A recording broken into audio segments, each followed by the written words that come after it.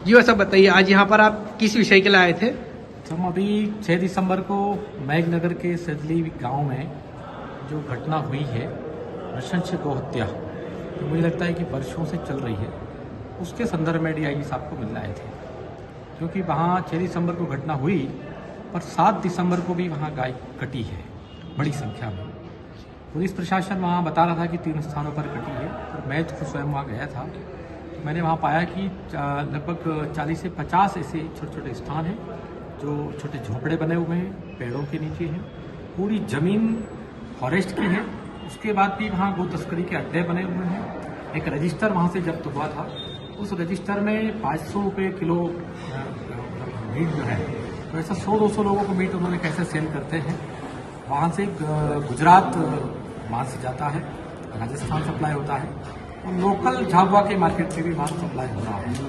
एक दो गाय का विषय नहीं है, 1500 गाय वहाँ प्रति वहाँ कट रही है, और कब से कट रही है। फॉरेस्ट के इतने कड़े नियम हैं कि कोई पेड़ भी काटता है तो उसको सजा मिलती है। फॉरेस्ट के नियम के अनुसार गाय जंगल में चरने जाती है, उसको भी रोक देते हैं।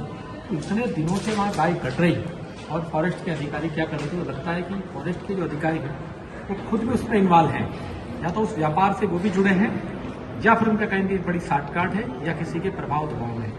दूसरा, कन्वर्टेड क्रिश्चियन यानी धर्मांतरित हुआ आदिवासी ही गाय काट रहा है। वहाँ पर बड़े बड़े मकान बने हैं, चर्च बने हैं, उन चर्चों के सानिध्य में गाय की हत्या हो रही है, और वहाँ का प्रशासन मूड है। दुख की बात है कि इतना सब होने के बाद भी 10 तारीख को मैं गया था, 6 तारीख की घटना है, तब तक भी राजस्व का कोई वरिष्ठ अधिकारी, मैंने एसडीएम भी वहाँ नहीं गई, ना वहाँ जिलाधीश गया है। इसका मतलब इतनी बड़ी घटना को भी सामान्य ले रहे हैं, और जो सूचनाकर्ता होता है उसके मन में भी भय बना रहता है। पूर्व में किसी ने किसी प्रकार की सूचना की होगी तो उसका घर जला दिया गया था।